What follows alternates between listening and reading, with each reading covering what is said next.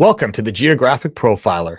In today's episode, we are going to look at my original geographic profile of the Long Island serial killer and whether or not Tanya Denise Jackson and her daughter Tatiana Marie Dykes should be included as additional victims.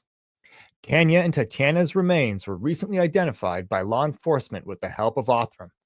As of now, Rex Heuermann has been charged with the murders of 7 women and has pled not guilty. I first developed and released my geographic profile of the Long Island serial killer in December of 2019, several years prior to the arrest of Rex Heuermann on July 13th, 2023. You can also find me discussing my profile on True Crime with the Sarge with Joe Giacalone and on Investigation Discovery's podcast Unraveled with Alexis Linkletter. Check them out and give them a follow. I will start by reading my initial geographic profile, which is not a full profile, but rather a one-page brief. Keep in mind, I did not work this case with law enforcement and had no access to the case files. Here is the profile that I released on social media. I will read through it, and then we will break it down piece by piece. This profile brief focuses on the 4 victims found in December 2010 and the 4 victims located in March to April 2011. All the victims were found along the Ocean Parkway in close proximity to Gilgo Beach and presumably killed by the same offender. The offender likely resides on Long Island, south of the 495, from the East River to Manorville. This is based on dump site selection, convenience, and access points. Looking at dump site MO and buffer zones, we can estimate that the offender lives some distance away from Gilgo Beach, likely between 10 and 30 miles.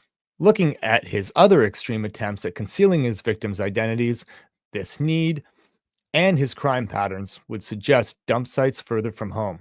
His decision to use Ocean Parkway as a dump site is important because he simply discards the bodies in heavy brush, which he could do in any number of locations.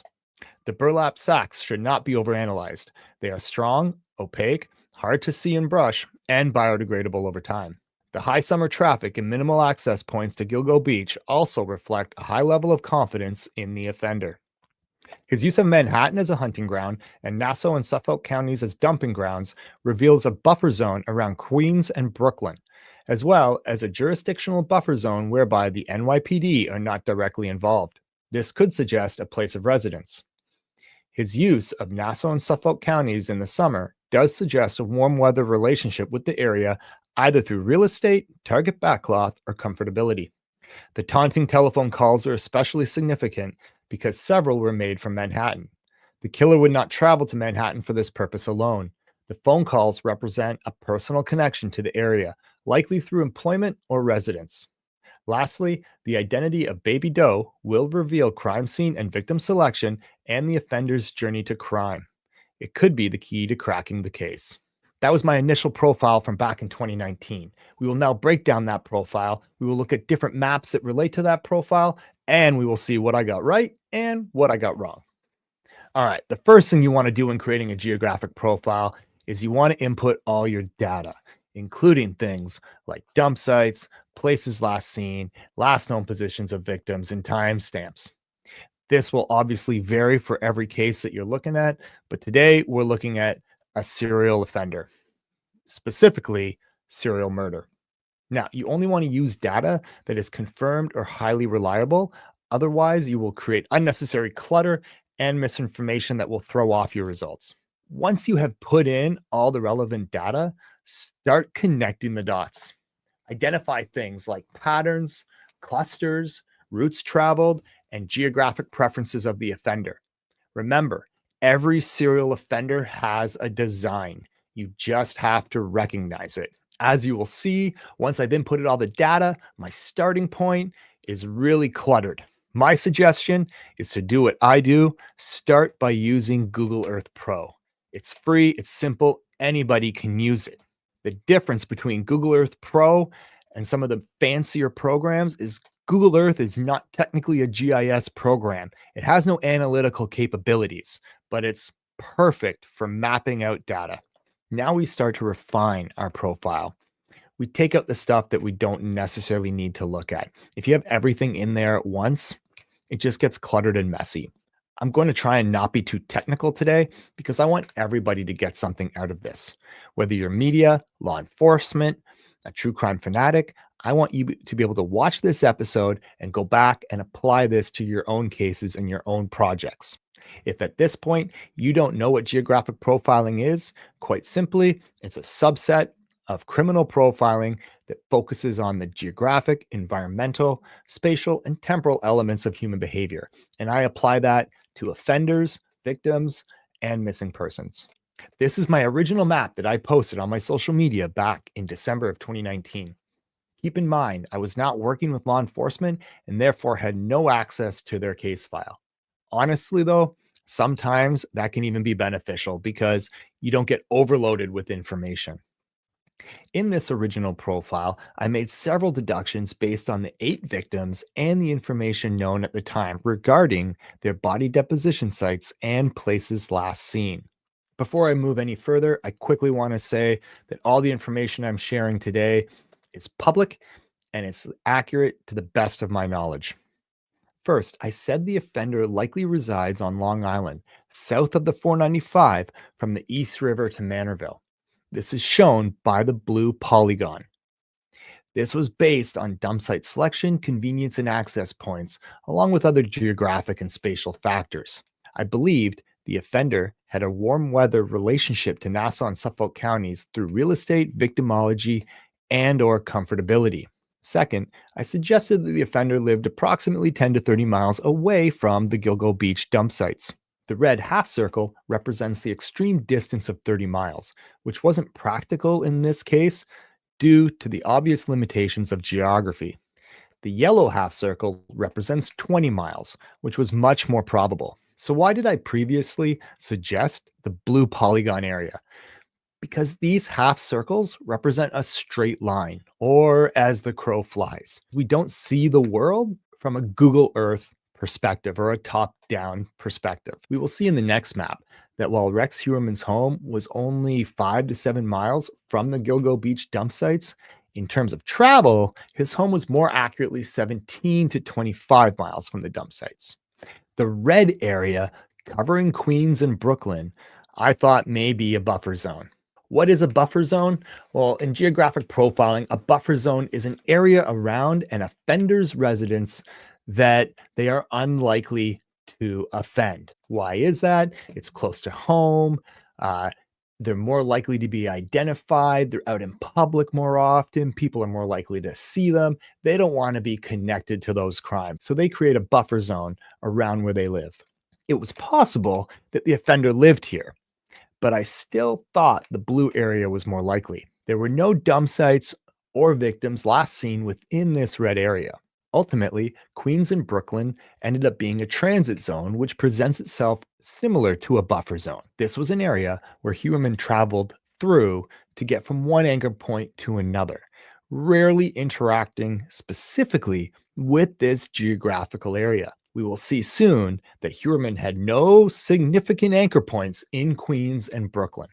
Lastly on this map is the yellow circle where the taunting phone calls were made from. I believe that the offender would have a connection to this area through employment or residence, with employment ultimately being the correct answer. In the next map here, we see that I have added most, if not all, of the presumed victims of Lisk. We can see from this map that the deduction I made in my original profile that based on Lisk's forensic awareness, some dump sites would be further from home is accurate. The body deposition sites of Taylor, Mack, and Castilla are to the east, outside of that blue area, and there are also potential victims deposited to the west near Hempstead Lake, which we will discuss a little further on. Before we move on, we want to break this down and get a feel for the suspect's awareness space. What is our awareness space?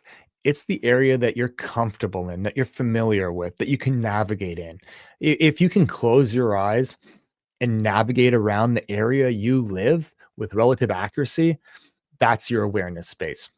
Most of us have more than one awareness space. We may have moved several times and you have an awareness space in each town that you lived. Your parents may live on the other side of the country.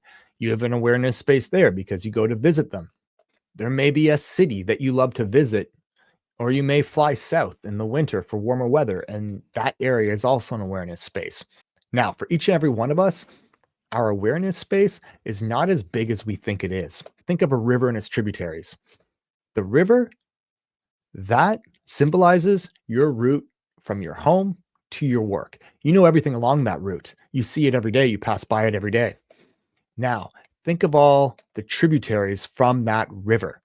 It's all the little creeks, the streams, the smaller roads that branch off your main route. Some of those you go down. You may have a sports facility you like to go to. You may have a gym you like to go to. You may have a specific grocery store you like to shop at, or maybe you go to IKEA twice a week and you know how to get there. So some of those tributaries off the main river you're familiar with, but not all of them. So in your brain, your awareness space is actually like that main river with a few of those tributaries. It's kind of like a spider web branching out, but it's not the entire area. And that's what we see here as well with the suspect in the Long Island serial killer case. If we look at this map here, I have identified 4 clusters for the suspect, Rex Heuermann. And one of the first things you want to do in a case involving violent serial crime, in this case murder, is to identify those clusters. And you might say, can this be applied to all types of crime? No, because in cases such as nonviolent crime, theft, robberies, you don't know who's pulling the strings. If you don't know who's pulling the strings, you don't know whose portrait you're painting. What we want to identify is whether there is one cluster, multiple clusters, or seemingly no clusters. We'll tell you a world of information about the offender. With Lisk, we see 3, potentially 4 clusters. This map shows the clusters that we know of, to include the potential Hempstead Lake location. Clusters, or lack thereof, identify anchor points, relationships to space, and personal connections. Okay, moving on. Here we see the accused's residence directly in the middle of the blue polygon area. So we hit that nail on the head. And it's central to the largest cluster of victims. Next, this map shows the 2 most likely routes that the suspect drove from his residence to and from the Gilgo Beach area. You can see the routes highlighted in green on the map. As mentioned previously, these routes are about 17 to 25 miles from his residence, which lies within our 10 to 30 mile distance threshold. Now, if you were to draw a straight line from the Gilgo Beach area to the suspect's home, it would be roughly 5 miles. As I mentioned before, we don't perceive our world how the crow flies. We perceive our world in how we navigate our world. In this next map, we start to look at the suspect's other anchor points, including previous addresses, his office, the storage unit, and the gun range. We begin to see the extent of the suspect's familiarity, comfortability, and longevity in the area. Once we have included all of a suspect's known anchor points into our profile, we now want to expand into their personal network. With serial murder, we are going to focus on those people in a suspect's personal network with whom they've developed a shared awareness space with. If we're going to focus on shared awareness space, the best place to start is current and former spouses. These are the people that we spend the most time with. They usually become our best friend. We visit the places they grew up. They probably have family where they're from. Before we were married, before we were living together, we visited them on a regular basis and started to create an awareness space from where they're from as well. The next map looks at routes traveled by the offender. Now, we already looked at the likely routes traveled by the suspect to get from his residence to the Gilgo Beach area. So if we look at this map here, the one that's currently up, we see the white lines depict the most likely route that the suspect traveled to get from his residence to work and back. Now, you'll notice that neither one of those routes travels directly by Hempstead Lake. Another thing that we also see here is that the path of travel almost avoids Queens and Brooklyn, the red area, entirely, reinforcing his lack of connection to this area. Our final map focuses on Tanya Denise Jackson and her daughter, Tatiana Marie Dykes, whose remains were recently identified. Tanya and Tatiana may not be victims of the suspect, but they cannot be ruled out as victims in the series. While the MO, deposition sites, and proximity in time and place to other victims is alarming, more information is needed regarding their lives, activities, and relationships at the time of their disappearance. If we look at this map, we can see that the suspect's ex wife lived in close proximity to Hempstead Lake at the time of their disappearance, and the route traveled would have made this a convenient and familiar body deposition site.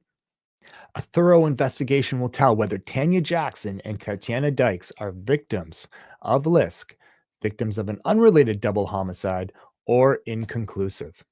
Please like, subscribe, comment, and share to your platforms. The truth is in the coordinates. See you next time.